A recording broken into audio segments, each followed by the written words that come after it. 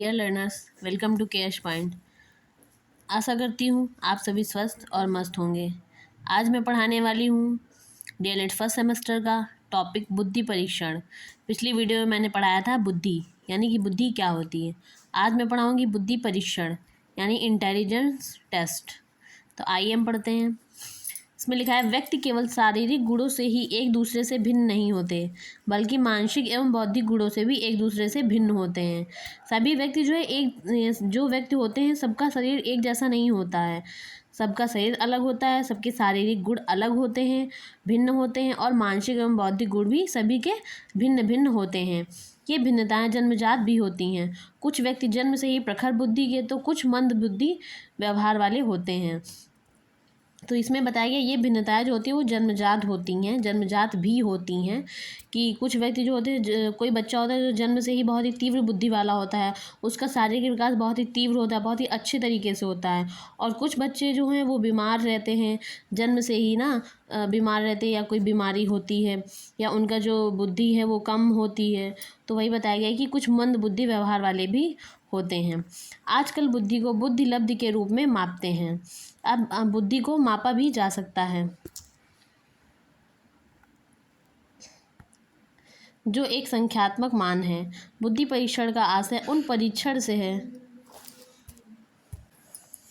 जो बुद्धि लब्धि के रूप में केवल एक संख्या के माध्यम से व्यक्ति के सामान्य बौद्धिक एवं उसमें विद्यमान विभिन्न विशिष्ट योग्यताओं के संबंध को इंगित करते हैं। कौन व्यक्ति कितना बुद्धिमान है, यह जानने के लिए मनोवैज्ञानिकों ने काफ़ी प्रयत्न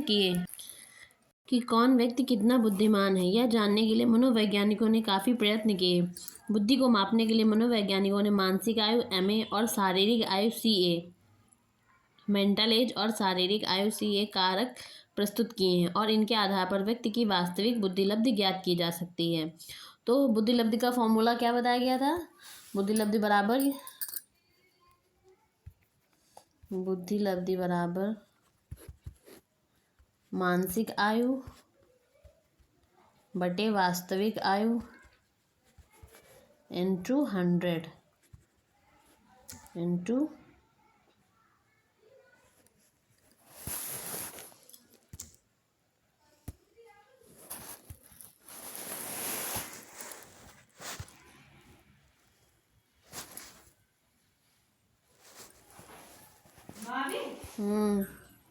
अब आता है हमारा बुद्धि परीक्षण के प्रकार। तो दो प्रकार बताए गए हैं। पहला है व्यक्तिगत बुद्धि परीक्षण, दूसरा है सामूहिक बुद्धि परीक्षण। तो इसमें क्या लिखा है? व्यक्तिगत बुद्धि परीक्षण क्या है? एक बुद्धि परीक्षण है जिसमें 38 उप परीक्षण हैं। इसका उपयोग 1.5 वर्ष से 5-6 वर्ष की आयु के बच्चों पर किया जाता है। एग्जाम में क्वेश्चन आता है कि व्यक्तिगत बुद्धि परीक्षण जो है वो कौन से वर्ग की आयु के बच्चों पर किया जाता है। तो हमारा ये होगा 1.5 वर्ष से 5 वर्ष की आयु के बच्चों पर ये किया जाता है परीक्षण। फिर आगे है मिनेसोटा पूर्व विद्यालय मापनी भी एक महत्वपूर्ण बुद्धि परीक्षण है। इसका उपयोग भी 1.5 वर्ष से 5 वर्ष तक की आयु के बच्चों पर किया जाता है। फिर है सेकंड नंबर, मनोवैज्ञानिक गुड एनफ ने ड्राइंग अ मैन परीक्षण का प्रतिपादन किया। तो अगर एग्जाम में क्वेश्चन आ जाए कि ड्राइंग अ मैन जो है परीक्षण का प्रतिपादन किसने किया, तो गुड एनफ ने किया ड्राइंग अ मैन का प्रतिपादन।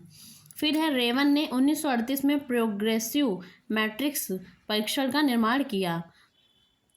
ये काफ़ी इंपॉर्टेंट है, ये पूछा जाता है कि प्रोग्रेसिव मैट्रिक्स परीक्षण का निर्माण किसने किया, तो रेवन ने। फिर है वेश्वर ने 1949 में बालकों एवं वयस्कों के लिए बुद्धि मापनी का निर्माण किया। बालकों एवं वयस्कों के बुद्धि मापने का निर्माण किसने किया? वेश्वर ने। ये सभी व्यक्तिगत या व्यक्तित्व परीक्षण हैं तथा इनका उपयोग एक बार विषय पर ही किया जाता है, मतलब एक बार व्यक्ति पर ही किया जाता है। फिर आता है हमारा सेकंड नंबर है हमारा सामूहिक बुद्धि परीक्षण, ग्रुप इंटेलिजेंस टेस्ट। व्यक्तिगत बुद्धि परीक्षण जो था वो हमारा 1 से 5 वर्ष तक के बच्चों पर किया जाता था। अब ये सामूहिक बुद्धि परीक्षण है। तो सामूहिक बुद्धि परीक्षण का विकास काल और देशी आवश्यकता के अनुसार होता रहा है। सन 1914 में प्रथम विश्व युद्ध के दौरान अमेरिका में सेना में भर्ती होने के लिए व्यक्तियों का सही ढंग से चुनाव करने के लिए बुद्धि परीक्षण का निर्माण हुआ। तो पहला क्वेश्चन ये बन जाता है कि जो सामूहिक बुद्धि परीक्षण है वो कब इससे स्टार्ट हुआ, तो 1914 में प्रथम विश्व युद्ध के समय अमेरिका में ये शुरुआत हुई इसकी। 1914 से 1918 तक की इसकी शुरुआत हुई। और इसका जो है सामूहिक बुद्धि परीक्षण जो है वो किस लिए किया जाता था, तो सेना में भर्ती होने के लिए व्यक्तियों का सही ढंग से चुनाव करने के लिए बुद्धि परीक्षण का निर्माण हुआ, जिसे आज के समय में मेडिकल कहा जाता है। चूँकि हजारों व्यक्तियों पर व्यक्तिगत बुद्धि परीक्षण का प्रशासन एक समय पर एक साथ असंभव था, क्योंकि हजारों व्यक्ति पर एक साथ तो बुद्धि परीक्षण कर नहीं सकते हैं, तो इसीलिए ये सामूहिक बुद्धि परीक्षण लाया गया। इसलिए सामूहिक बुद्धि परीक्षण का निर्माण हुआ। सेना में अंग्रेजी पढ़े लिखे एवं अधिकारी वर्ग के सैनिकों के चुनाव के लिए आर्मी अल्फा परीक्षण का निर्माण हुआ। जो सेना में जो भर्ती होती थी, अंग्रेजी के पढ़े लिखे जो अधिकारी होते थे, उनके चयन के लिए कौन सा आर्मी अल्फा सामूहिक बुद्धि परीक्षण का निर्माण हुआ। जबकि अनपढ़ एवं अंग्रेजी भाषा से अनभिज्ञ व्यक्ति के लिए आर्मी बीटा सामूहिक बुद्धि परीक्षण का निर्माण हुआ।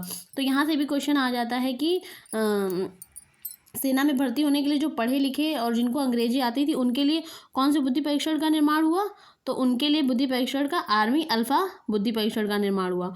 और जो अनभिज्ञ थे, अनपढ़ थे, अंग्रेजी भाषा से अज्ञान थे, उनके लिए आर्मी बीटा सामूहिक परीक्षण का निर्माण हुआ।